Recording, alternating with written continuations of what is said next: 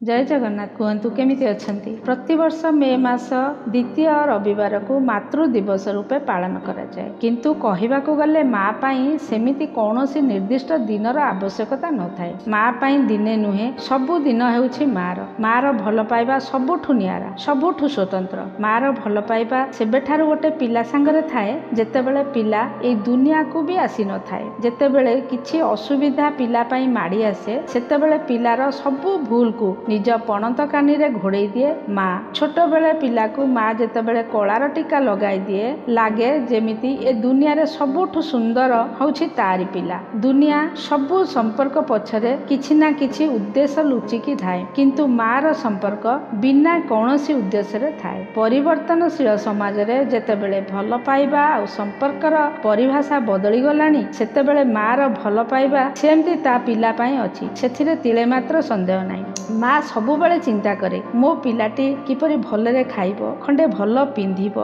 भलरे चालिबो, तार जेमिति जीवन रे कौनसी अभाव असुविधा न आसीबो। सेथि पई त कुहंती कि ऊपर जहार सीमा अनंत ताकू आकाश कुहंती, आउ ए जीवन रे जहार भल पाइबा अनंत ताकू माँ कुहंती। तेबे एबे आसंतु सेई माँ को उद्देश्य रे गोटे छोटिया कहानीटी सुनिबा। जे कहानीटी को लेखिचंती से कुहंती कि मु जने बहुत बड़ ऑफिसर, मोर घरे को कथारे कमी नाही। मो घरे सबु किछि थिला, घर हसुथिला, किंतु खाली मोर गोटिए चिंता थिला। से चिंताटी हैला मो माँ रो। मो माँकर आखि नथिला, मो माँकर अंटा भांगी पड़िथिला। ए कथा को नेई मोर पत्नी बहुत चिड़ुथिले। मो पत्नी कुहंती कि मोर सासु बहुत असुंदर, आरु मध्य मोर गोटिए पुओ थिला, से मध्य मो माँ को पसंद करू नथिला। से कुहे जेजो माँकर आखि नाही, सेथिरे पुणी अंटा भांगी पड़िछि, आउ सेई लही लही आमर लिविंग रूम भितर को चली आसुचंती। आउ जेतेबेले मोर सांग माने आसुचंती तांको आगरे मध्य एहीपरि लही लही आसी बसी पड़ुचंती, आउ मो सांग माने जेजमांकर मजाक उड़ौचंती। एहीपरि मो पुओ को मध्य मो माँ बिल्कुल पसंद आसु नथिला। तो मो पुओ आउ मोर पत्नी दुई जण मिसी मो माँ को इग्नोर करुथिले, साइड करि देउथिले, बारंबार तार मजाक उड़ौथिले, ता मनरे सबुबेले दुख देउथिले। आउ चाहि करि मध्य मु किछि करि पारुथिली, काहेकि ना घरे झगड़ा आरंभ हेइजिबो, काले घरे अशांति आरंभ हेइजिबो। सेई डरे मु काहाकू किछि कहि पारु नथिली, बहुत सहुथिली, किंतु बुझी पारु नथिली करिबी तो कौन करिबी। गोटे दिन एमिति एक आसिला,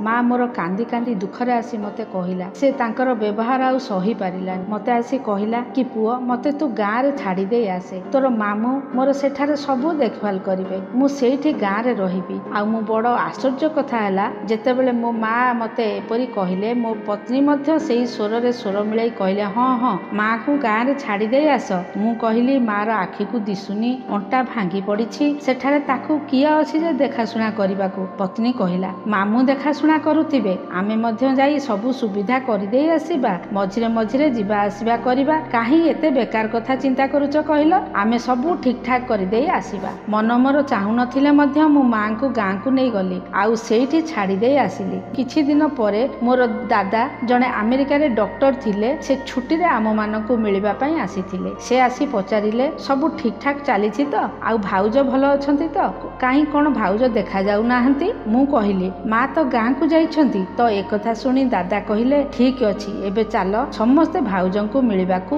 गाँ को जिबा। तापरे कार रे बसी समस्ते गाँ को गले। गाँ को जाई देखिले गाँ रे हमर पुराणा घरे माँ गोटे खटिया उपरे सोईछंती, आउ जर रे मध्य कंपुचंती। दादा को बहुत राग आसिला, आउ से कहिले माँ एठारे एपरि परिस्थिति रे पड़िछंती, आउ तुमे माने सेठारे सहर रे मजारे समय काटुच। मु दादा को कहिली दादा ये तो माँ रो जिद थिला गाँ को आसीबो बोली। एतिकी बेले माँ उठी कहिला ताकू गाली करना, सतरे मोर जिद थिला कि मु गाँ को आसीबी, तेणु मु मो इच्छा रे मु एठा को आसीची। दादा सबु बुझी सारी थिले। से बड़ रागी करी कहिले कि पुओ तू जानिनु, किंतु तोर ये माँ केते कष्ट सहिची खाली तते पालिबा पई, तते बड़ मनिषटिए करिबा पई, तते एक सफल मनिषटिए बनेबा पई, एवं तते एक काबिल ऑफिसर करिबा पई। आउ तू तो सबु किछि भूली गलु, आउ तोर मने भी केमिति पड़िबो। तू तो मात्र सेतेबेले 2 वर्षर थिलु, सेतेबेले गोटे एक्सीडेंट होइथिला कि तू सीढ़ीरु तळकू पड़ी जाइथिलु, जाहा फल रे तोर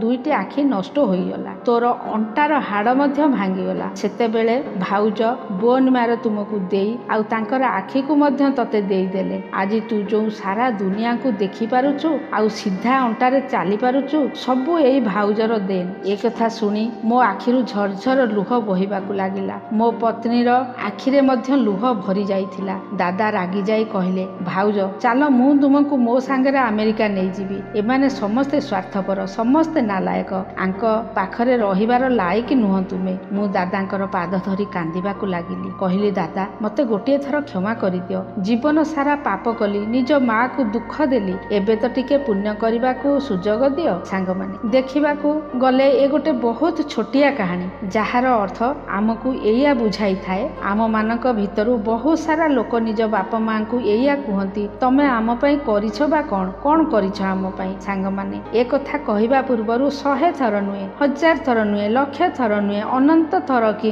ଭାବିକିରି ଥରେ ଦେଖନ୍ତୁ। ମାତା ପିତା ସବୁ ସହିଛନ୍ତି, ଯାହା ଫଳରେ ଆପଣ ଆଜି ମଜାରେ ଅଛନ୍ତି, ହସୁଛନ୍ତି। ଜୀବନରେ ସବୁଠାରୁ ବଡ଼ ସମ୍ମାନ ନିଜ ମାତା ପିତାଙ୍କୁ ଦିଅନ୍ତୁ। ଯେତେବେଳେ ତାଙ୍କୁ ଭଲ ପାଇବା କଥା ଆସିବ ତ ପୁରା ସମର୍ପଣ ଭାବରେ ତାଙ୍କର ସେବା କରନ୍ତୁ। ଆମେ ମା ଭଳିଆ କିଛି କରିପାରିବା ନାହିଁ, ଏ କଥା ସତ୍ୟ, କିନ୍ତୁ ଏ କଥା ସର୍ବଦା ମନେ ରଖିବେ କି ମା ତୁମର ଯେତେ ବି ତୋତଲା କଥା ସବୁ ଶୁଣି ଆସିଛି ପିଲାବେଳେ, ତାକୁ କେବେ ବି ଉଚ୍ଚ ସ୍ୱରରେ ଉଚ୍ଚ ଆବାଜରେ କଥା ଶୁଣିବାକୁ ନ ପଡ଼େ, ଏ କଥା ସବୁବେଳେ ମନେ ରଖିବେ। ମାତା ପିତାଙ୍କ ଆଦର କରନ୍ତୁ, ସମ୍ମାନ କରନ୍ତୁ, ଭଲ ପାଇବା ଦିଅନ୍ତୁ, କାହିଁକି ନା ଗୋଟେ ଦିନ ଏମିତି ଆସିବ ଯେତେବେଳେ ସେମାନେ ନଥିବେ, ଆଉ ଆପଣଙ୍କୁ ତାଙ୍କର କମି ମେହସୁସ ହବ, ଆଉ ଆପଣ ସେତିକି ବେଳେ ବୁଝିପାରିବେ କି ସେ କମିକୁ ଆପଣ କିପରି ପୂରା କରିବେ। କାହିଁକି ନା ମାତା ପିତାଙ୍କ ଭଲ ପାଇବା ଏମିତି ଭଲ ପାଇବା ହେଇଥାଏ ଯାହା ବିନା କିଛି ସ୍ୱାର୍ଥରେ ହେଇଥାଏ। ତାଙ୍କୁ ଆପଣଙ୍କ ଠାରୁ କିଛି ଦରକାର ନାହିଁ, ଖାଲି ଭଲ ପାଇବାଟେ ହିଁ ଦରକାର। ଆପଣ 2 କେଜି ଓଜନର ପଥର ଖଣ୍ଡକୁ 10 ମାସ ପାଇଁ ପେଟରେ ବାନ୍ଧି ଦିଅନ୍ତୁ, କେତେବେଳେ ବି ଖୋଲିବେ ନାହିଁ, ତେବେ ଯାଇ ବୁଝିପାରିବେ ମା ଡାକ ଶୁଣିବା ପାଇଁ